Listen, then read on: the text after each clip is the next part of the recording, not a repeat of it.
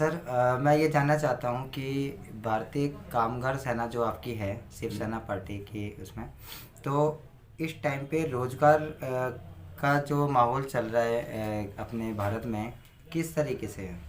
देखो, जब से लॉकडाउन लगा है और कोरोना का काल चला है, तब से और आज तक जो सरकारें हैं हमारी, वो सारी की सारी नाकामयाब रही है रोजगार के चक्कर में। अभी दिल्ली के अंदर अरविंद केजरीवाल जी ने ऐलान कर दिया कि 8 बजे तक दुकानें खुलेंगी, ठीक है, और भीड़ होती है, भीड़ को रोकने का काम है पुलिस का। ये तो सेंटर के अंडर है दिल्ली में, बिल्कुल। तो हमारे मोदी जी का काम है, ये होम मिनिस्टर साहब का काम है कि भाई पब्लिक को कैसे कंट्रोल करना है, दुकानदारों का भी काम चले, रोजी रोटी भी चले, विकास भी हो। जब तक हमारा टैक्स नहीं जाएगा तो सरकार क्या करेगी? सरकार तो कुछ नहीं कर सकती, क्योंकि उनके घर का पैसा तो है नहीं मोदी जी का और अरविंद केजरीवाल जी का या किसी भी राजनेता का। घर का पैसा तो नहीं कोई लगाता ना। बिल्कुल। तो ये तो सारा टैक्स का पैसा है। सर अगर ये टैक्स के पैसे को मिसयूज करा जा रहा है, और दिल्ली के अंदर अरविंद केजरीवाल जी बहुत बड़े बड़े वादे करते हैं, चलो वादे तो सभी करते हैं, लेकिन वो तो वचनबद्ध हैं कि मैं दिल्ली के अंदर अपनी जनता को कभी भी परेशान नहीं होने दूंगा। जो सफाई कर्मचारी 4 बजे सुबह से और शाम तक काम करता है, सफाई करता है, उसको उसका समाधान आज तक दिल्ली सरकार नहीं निकाल पाई। क्यों? इनके विज्ञापनों में करोड़ों रुपए लगता है, अरबों रुपया लगता है। अरविंद केजरीवाल जी काम जब शुरू करते हैं उससे पहले ही पोस्टर लग जाते हैं, बैनर लग जाते हैं। उसका खर्चा तो सरकार पे, हम ही लोगों पे पड़ता है ना, जनता पे। तो जनता जो है, जनता झूठ भी मानती है, लेकिन फिर भी उन्होंने 15 साल के बाद, जैसे कि भी शीला जी की सरकार 15 साल तक रही और बहुत अच्छे काम भी किए शीला जी ने। मैं कांग्रेस की तारीफ नहीं कर रहा हूँ, शीला जी ने बहुत अच्छे काम किए 15 साल के अंदर। और जहाँ जहाँ पुल बनाए, जो भी करा, ब्रिज बने, वहाँ जा कर के जब वो बन रहे थे, थोड़ा काम रह गया था, तो शीला जी ने तो हटना ही था, क्योंकि प्रजातंत्र है। अब हमारे अरविंद केजरीवाल जी आ गए, उन्होंने जा करके उनके पुलों का उद्घाटन शुरू कर दिया कि मैंने इस पुल पे इतने पैसे बचा दिए। अरे वो पैसे बचे तो ये सफाई कर्मचारियों को क्यों परेशान कर रहे हो? चलो आपके पास पैसे बचे, शीला जी ने बनाया 1 अरब रुपए का, आपने 1 करोड़ में बना दिया। सर आज हम जिस तरीके से देख रहे हैं कि लॉकडाउन का जैसे शुरुआती पहल स्टार्ट हो गई है दोबारा से, और पहले ये जैसे मजदूर पलायन करते थे, क्या वो स्थिति लगता है कि दोबारा ही इस तरीके से भयानक रूप ले रही है बीमारी को देखते हुए? ऐसा है कि जो प्रवासी मजदूर ये लोग बोलते हैं, वो दिल्ली को बनाते हैं आकर के, दिल्ली में मजदूरी करते हैं। जब उनको मालिक ही निकाल देगा लॉकडाउन में और उसके ऊपर कोई एक्शन सरकार नहीं लेगी, तो पलायन तो होगा ही होगा। उससे भी ज़्यादा भयंकर स्थिति होने वाली है, क्योंकि जो अब आ गए थे बेचारे, उनके पास तो इतने पैसे भी नहीं है जो किराया करके अपने घर चले जाएं। और फिर लॉकडाउन के अंदर एकदम से बसें बंद कर दी जाती हैं, ट्रैफिक बंद कर दिया जाता है, तो उसके अंदर कैसे वो लोग जाएंगे? कुछ एनजीओ है, कुछ लोग हैं, कुछ सरकारी बसों में जाते हैं ऊपर नीचे चढ़ के, तो कोई जहाँ वो जा रहे हैं वहाँ कोरोना नहीं फैलेगा। सर योजनाएं जो सरकार ने बना रखी है मजदूरों के हित के लिए और आम नागरिक के लिए है, आपको क्या लगता है कि जो योजनाएं बनाई गई है, क्या रियल में जनता तक वो योजनाएं पहुंच पा रही है? ऐसा है, कागजों में तो है ना, जनता तक पहुंचती नहीं है। जनता तक तो कुछ नहीं पहुंचा, क्योंकि जो श्रम विभाग के जितने भी ऑफिस हैं दिल्ली के अंदर 7, उनमें किसी मजदूर को आज तक कोई भी इंसाफ मिला? उसके लिए एंटी करप्शन विजिलेंस ने कोई इंक्वायरी करी? नहीं। अगर जो किसी अरबपति आदमी का लड़का शाहरुख खान के लड़के की तरह फंस जाता है, तो सारी एजेंसियां आकर के पैसे लेकर के काम करती हैं। किसी ने भी ऐसा काम नहीं किया कि भाई अगर जो ड्रग्स बेच रहा था या ड्रग्स खरीद रहा था और वो पकड़ा गया, तो उसके लिए क्या एक्शन हुआ? गरीब आदमी पे एक्शन हो रहा है, गरीब आदमी भूखा मर रहा है। आज की स्थिति ये है कि हमारे देश के अंदर जो भी गरीब लोग हैं वो इतने परेशान हैं, क्योंकि हमारे यहाँ, हमने पहले भी मीडिया के अंदर ये बात बोली थी, मीडिया मेरे पास आती रहती है, मैंने ये बोला था, मैंने उनको बताया था कि जो तेल की बोतल 95 रुपए की थी, वो आज 200 रुपये की है, 225 रुपये की है। तो ये डबल रेट हो गए, कैसे हो गए? क्या कभी हमारे अरविंद केजरीवाल जी ने इसके बारे में संज्ञान लिया? मोदी जी ने संज्ञान लिया? नहीं लिया। तो इसलिए जो है, हम लोग तो ये चाहते हैं कि भाई गरीबों की जो सेवा तुम करने जा रहे हो, मकान बना के दे रहे हो, कितने आदमियों को मकान बना दिए? यहाँ दिल्ली के अंदर जितने झुग्गी झोंपड़ी में लोग रह रहे हैं, उनका जीवन नरक से ज़्यादा बदतर है। फिर भी वो घरों में काम करती हैं, उनकी औरतें जा करके वहाँ पे उनको 1000 या 2000 रुपये मिलते हैं। आपकी तनख्वाह 4.5 लाख रुपए है। आप जनता के पैसे से तो तनख्वाह ले रहे हो। आप भी ऐसा करो कि भाई हमारे 4.5 लाख रुपए छोड़ो, 50,000 रुपये महीना दे दो, 4 लाख रुपए हमारे गरीब लोगों के लिए जो उनकी सेवा के अंदर लगा दिया जाए। अनाज फ्री मिल रहा है, अनाज कहीं भी फ्री नहीं मिल रहा है। अनाज की दुकानें जहाँ पर होती हैं वो लोग जो स्टोर होते हैं वो बंद कर देते हैं, और गरीब लोग राशन कार्ड लेकर के चक्कर काट रहे थे लॉकडाउन में, लेकिन उनको राशन नहीं मिला। ये बात सत्य है। कुछ लोगों को मिला जो बीजेपी के चमचे हैं, अब अरविंद केजरीवाल जी के दिल्ली में चमचे हैं, तो उनको तो मिला, लेकिन जो आम गरीब आदमी है, ज़्यादातर गरीब जो लोग हैं, उनको कुछ भी नहीं मिला। इसके ऊपर सरकार को संज्ञान लेना चाहिए कि भाई हम कैसे, जैसे आपने कहा भी कागजों में ही है मेरे हिसाब से, तो जो योजनाएं बन रही है, अब जो भी योजना बनती है उसका विनाश करते हैं डॉक्टर, उसका विनाश करते हैं सरकारी आदमी, उसका कोई भी ऐसा वो नहीं होता है कि किसी गरीब आदमी को उसको ज़्यादातर फायदा मिले। कुछ को मिलता है, ये नहीं कह रहा कि नहीं मिलता। कुछ लोगों के इलाज होते हैं, जैसे 2.5 लाख आदमी का इलाज हो गया यूपी में, तो 25 करोड़ की जनता है। अब 2.5 लाख रुपए, 2.5 लाख आदमी की क्या वैल्यू है बताओ, क्या इलाज मिल गया उसको? आयुष्मान भारत योजना जो बनाई है मोदी जी ने, वो दिल्ली में क्यों नहीं लागू होती? ये अरविंद केजरीवाल जी क्यों उसमें रोड़ा अटकाते हैं कि भाई मैं इसको नहीं, ये योजना को चालू नहीं होने दूंगा? क्यों नहीं होने देता है?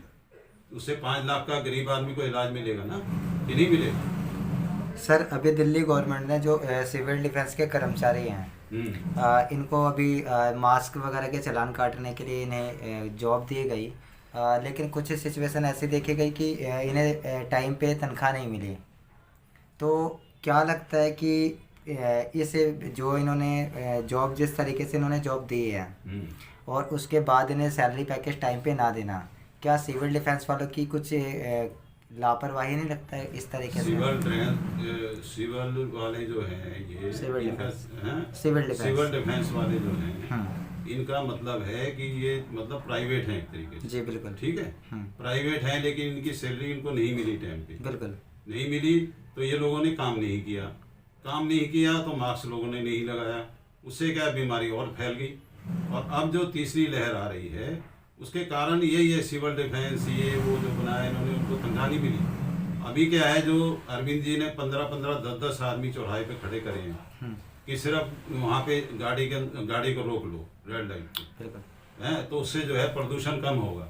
अरे प्रदूषण कम नहीं होगा, ये तो तुम्हारे वॉलंटियर है सारे, फ्री की तनख्वाह दे रहे हो इनको। इसका क्या लाभ है, मेरे को ये लाभ बता दिया जाए। इसका कोई लाभ नहीं है। इसका लाभ सिर्फ यही है कि आपका प्रचार हो रहा है टोपी का।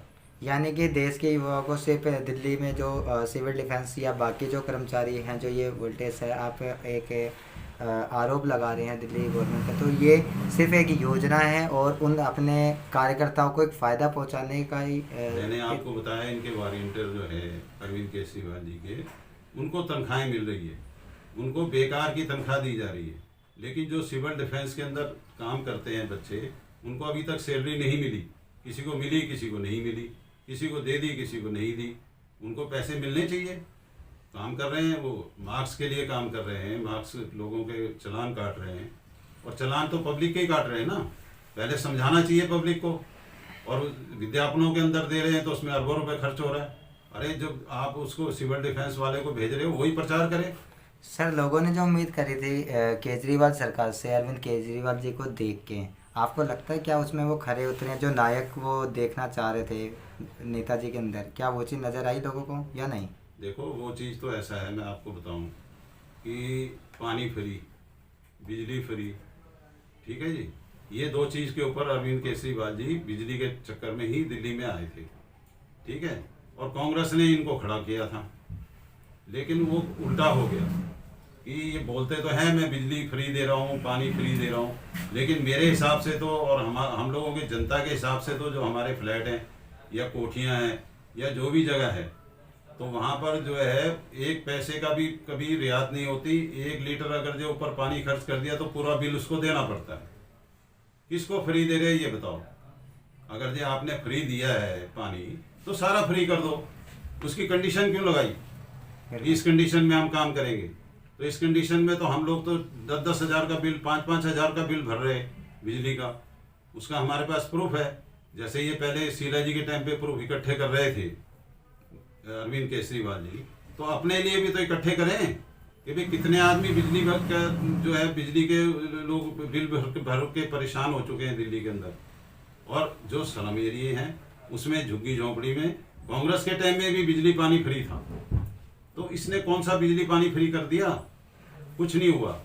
ये अपनी बातों पे कहीं खरे नहीं उतर रहे। लग रहा है उनको भी मैं खरा उतर रहा हूँ, ऐसा नहीं है। एमसीडी के सिलेक्शन में क्या स्थिति हो सकती है आम आदमी पार्टी या बाकी पार्टियों को लेकर? देखो ऐसा है, हम लोगों की तो ये है कि दिल्ली में हमारे शिव सैनिक हैं, पूरे देश में। हम लोग पहले बीजेपी को सपोर्ट करते रहे, तो इसलिए हम लोग ज़्यादा अच्छा कैंडिडेट खड़ा नहीं करते थे।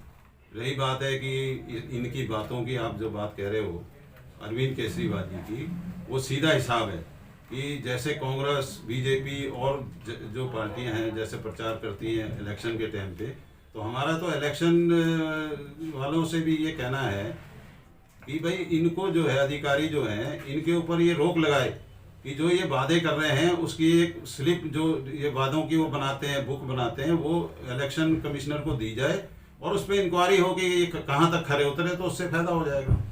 आपको ये लगता है कि अगर जो ये जुमलेबाजी कर रहे हैं या जो जनता से झूठे वादे कर रहे हैं, अगर वो वो हाँ। वादे गवर्नमेंट पूरा नहीं करती है तो उनके खिलाफ सख्ती से कार्रवाई होनी सख्ती से चाहिए? कार्रवाई होनी चाहिए, नहीं होती। अब दूसरे नंबर में एक बात और आपको कहना चाहता हूँ कि मैंने 5 डीसीपी साहब का हाई कोर्ट में लेटर दिया और ये दिया है कि भाई हम लोग 10-20 आदमियों को ले जा करके गरीब लोगों की आवाज़ उठाना चाहते हैं। जो पैसे मार लेते हैं लोग, जो मजदूर पैसे मारते हैं, मजदूरों के पैसे मारते हैं, कोठी बनवा लेते हैं, बाद के 2-2, 3-3 लाख रुपए मार लेते हैं और कहते हैं जहाँ जाना वहाँ जाओ। तो इसके लिए इनको काम करना चाहिए ना, सरकार को देखना चाहिए भी। जैसे रैली हो रही है, अब मोदी जी की रैली में कम से कम 2.5-3 लाख 4 लाख आदमी जुट रहे हैं। इतलेश साहब की रैली हो रही है, उनके अंदर भी 5-5 लाख आदमी जुट रहे हैं ना। तो वहाँ कोरोना नहीं है। यहाँ 10-20 आदमी का हम लोग प्रदर्शन करने जाते हैं तो डीसीपी साहब कहते हैं, उनके एसएचओ साहब जो है जितने भी हैं वो पूंजीपतियों से पैसा ले लेते हैं और मजदूरों को कहते हैं भाई भागो, इसका हमारा नहीं, तुम कोर्ट में जाओ। वो मजदूरी करेगा, कोर्ट में कैसे जाएगा? किस लिए जाएगा कोर्ट में? तो हम लोग आवाज़ उठाते हैं यूनियन के लोग कि भाई इसके पैसे दो। जब उसके हम प्रदर्शन करने जाते हैं तो पुलिस हमें रोक देती है। इसके लिए मैंने 5 डीसीपी साहब के खिलाफ पहले भी दिया, अशोक बिहार और अपना निहाल बिहार थाना के अंतर्गत जो डीसीपी साहब आते हैं, अपने हमारे कई मतलब 5 जो डीसीपी हैं मेरे, जैसे समयपुर बादली के डीसीपी साहब थे पहले, वो ट्रांसफ़र हो गए क्या, उनके खिलाफ भी दिया कि ये परमिशन क्यों नहीं देते। परमिशन तो ये दे ही नहीं सकते, परमिशन देने का काम है कोर्ट का। क्या एक यूनियन या छोटे दल जाकर के कोर्ट में कहेंगे कि हम यहाँ पे गरीब की आवाज़ उठाने जा रहे? क्यों नहीं उसकी आवाज़ उठाने दी जाती? पुलिस पैसा ले लेती है, एसएचओ साहब को 1-2 लाख रुपए दे देता है कि जी मेरे पास 100 आदमी हैं, अगर जी मैंने 100 कर्मचारियों को पूरा ग्रेड दे दिया तो फिर ये तो मेरी गाड़ी और बंगला कहाँ से बनेगा? ये पकड़ो 2 लाख रुपए, एसएचओ पैसे ले लेता है और उन मजदूरों को भगा देता है कि जाओ कोर्ट में। अब कोर्ट में जाने में 10 साल मजदूर कहाँ लड़ेगा? तो सर मतलब इस गवर्नमेंट के अंदर प्रशासन भी भ्रष्ट हो चुका है या सिर्फ गवर्नमेंट भ्रष्ट है? गवर्नमेंट पहले भ्रष्ट है और प्रशासन तो पहले से ही भ्रष्ट है। इसका समाधान क्या है? नेहरू जी के टाइम से और आज तक प्रशासन ने लूट मार करी है, चाहे डीडीओ हो, चाहे एमसीडी हो, चाहे पुलिस हो। बगैर पैसे से वहाँ काम नहीं होता।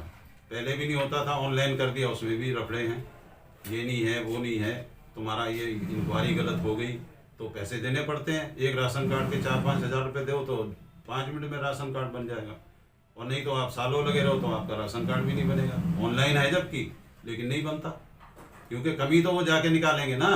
इंक्वायरी की तो जो है सरकार ने अनुमति दी है ना इंस्पेक्टर को। जैसे अंग्रेज इंस्पेक्टर थे वैसे आज भी इंस्पेक्टर हैं, हर जगह इंस्पेक्टर है। और अभी हमने कई कोठियों की, कई बंगलों की जो गरीबों के पैसे मारे हैं, हमने इनकम टैक्स जीएसटी को दिया, उस पर कोई भी एक्शन नहीं हुआ। एक्शन हुआ इतना कि वो आए और कोठी वाले से पैसे लिए और चले गए। एक फ्लोर के दिल्ली के अंदर एक फ्लोर बनाने के एमसीडी 2.5 से 3 लाख रुपए लेती है, पुलिस 2 लाख रुपए लेती है, तब एक फ्लोर बनता है। वो सब जनता से वसूला जाता है, तो ये रिश्वत है। लेकिन सर ये बदलाव कैसे होगा? ये बदलाव कैसे होगा? ये बदलाव तो मोदी जी कर सकते थे, अभी कर रहे हैं। अगर जो वो करेंगे तो अच्छी बात है। सर देशवासियों के नाम कोई संदेश? देशवासियों के लिए नया साल मुबारक हो।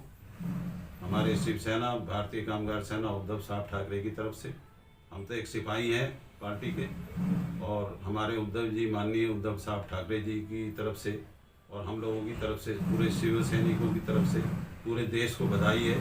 और हमारा एक मतलब रिक्वेस्ट भी है कि ज़्यादा भीड़ इकट्ठी ना करें।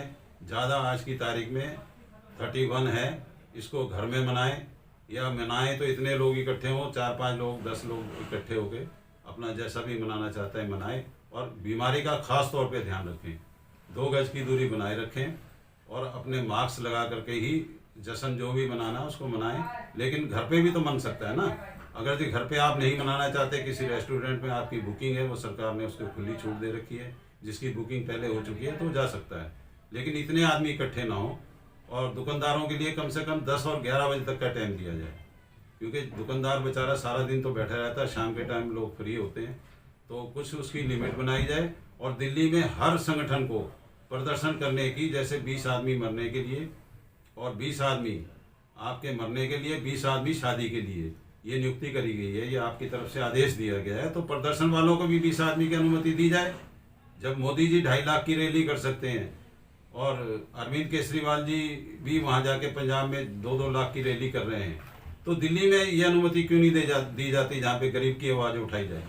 और अब इतनी महंगाई हो रही है, इतनी महंगाई हो चुकी है, उसके लिए आवाज़ उठाने के लिए मोदी जी ने ये काम किया है कि दिल्ली में या जितने भी राज्य हैं वहाँ पे ऐसा कर दो कि कोई भी संगठन आवाज़ ना उठाए।